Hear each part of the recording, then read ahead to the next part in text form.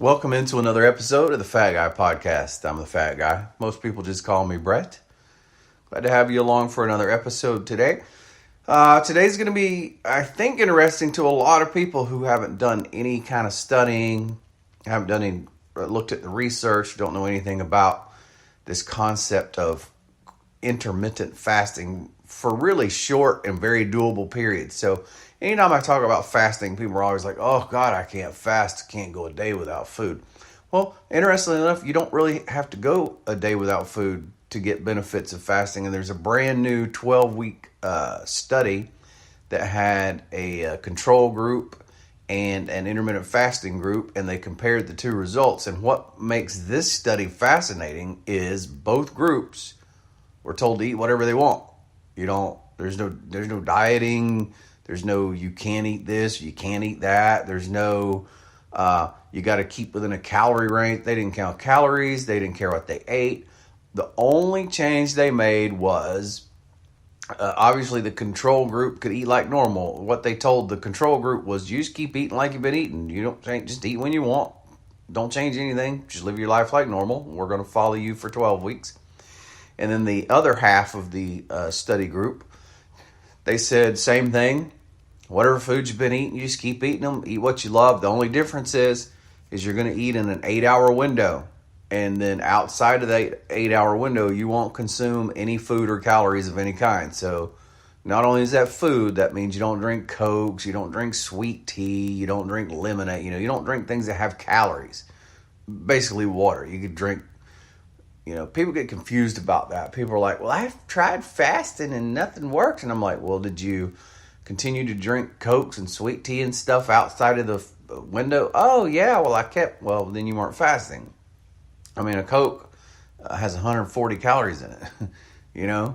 That's almost on the halfway side of being to a small to medium-sized meal. So, nevertheless, outside of the 8-hour window, obviously, you could still have unsweet tea, you could have black coffee, you could have water, you still can drink things, you can't consume calories. So, what was the result? This half the group, they had the two groups, one ate like normal, didn't change anything, that was the control group. The time-restricted feeding group, or the intermittent fasting group, who did a 16-8, and if you want to know what that looks like, it's super simple. It's basically skipping breakfast is all it is. But you could choose to skip dinner, one or the other. Skipping lunch is weird because that's halfway through the day, so that kind of makes that not work. But you skip breakfast or you skip dinner or whatever, whichever one you prefer. Most people it's breakfast, and I would recommend breakfast because that's when you're in pretty much peak fat burning mode when you wake up. So if you can go all the way to lunch, you're going to burn a lot of fat between the time you wake up and the time you eat lunch. But basically what it looks like, if you eat lunch at 11, you'd be done at 7 that night. If you eat lunch at noon, you'd be done eating at 8 that night. No more eating after 8. That's what a 16-8 fasting window looks like. So what were the results? Well, over 12 weeks, now keep in mind, this isn't huge weight loss. This isn't life-changing weight loss. But if you continue to do this for the next 5 years, you wouldn't have changed, you wouldn't have felt like you restricted yourself, you wouldn't have hurt yourself, you wouldn't have felt like, oh God, I'm on a diet, and you'd lose a lot of weight. Because this is only 12 weeks. So, let's look at what happened in the control group. Obviously, these people kept eating the way they always eat, so you wouldn't expect much to change. Their body weight stayed the same, fat mass stayed the same, lean mass stayed the same, their visceral fat actually went up a little bit. Their BMI stayed the same. Their systolic blood pressure actually went up a little bit, which is what you'd expect from people that continue to eat bad and don't change anything. Now, what happened to the people who didn't change anything other than only eating in an 8-hour window? Try to wrap your head around this. I mean, this is huge. They didn't change anything else. They still ate everything they'd always been eating. Foods they loved, kept eating them.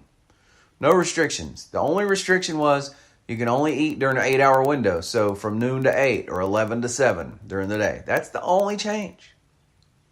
Well, they lost 6 pounds. That's a half a pound a week. If you did that for a year, it'd be 25 pounds. You'd lose 25 pounds in a year by doing nothing but just changing when you eat to an 8-hour window. That's crazy. Their body fat dropped around 4 or 5 pounds. That was fat. So what did they lose? It was fat. Visceral fat dropped by about 0.5%. Their lean mass, their muscle stayed the same. They didn't lose any muscle. And their BMI dropped by over a point, a little over a point. And their systolic blood pressure dropped about 7 points. Huge health changes, huge fat loss, amazing results by changing nothing. And so when people ask me, why you used to only talk about keto, man, I got on the keto diet because of you, and I've got healthier and lost weight on keto. Of course, keto's great, man, for people who are overweight, obese, have metabolic syndrome, type 2 diabetes, you're pre-diabetic, all these things. Of course, keto is life-changing. But a lot of people ain't going to change their diet, for one. And if you're going to do keto, if you combine it with intermittent fasting, you get way more bang for your buck. So for either reason, I like it. Intermittent fasting on its own will induce positive changes. And if you combine fasting with a ketogenic diet, then you get bombastic results, like they're insane.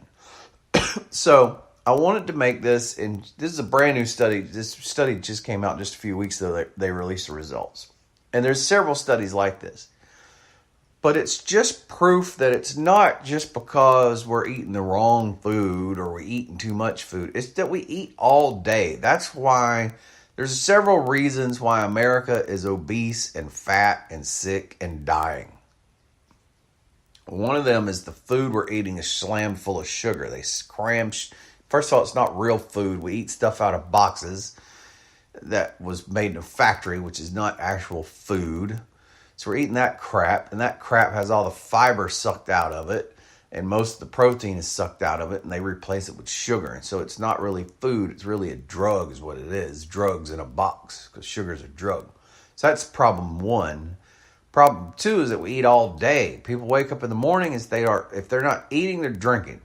You're drinking Coke, you're drinking sweet tea, you're drinking the beverage of your choice, you're drinking your coffee with the sugar in it. You're just consuming calories all day long, plus you're eating, plus you're snacking. So between meals and snacks, the average person eats. And then if you include having the sugary beverage once or twice a day, you're theoretically eating as many as 8 to 10 times a day. I mean, you just never stop eating. You never give your body a break from eating. Can't process all that crap. Can't process all that sugar.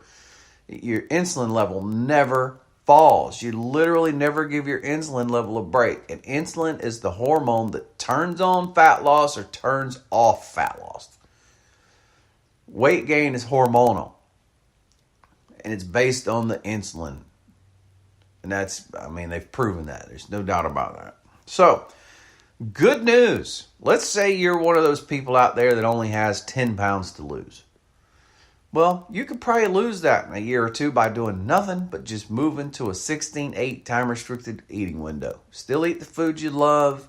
Look, the weight's not going to drop off in droves. Somebody's not going to see you 6 weeks later and go, oh my God, you lost 10 pounds. No. If you only got 10 pounds to lose, maybe you've lost 1 6 weeks from now. Maybe you've lost a half a pound 6 weeks from now.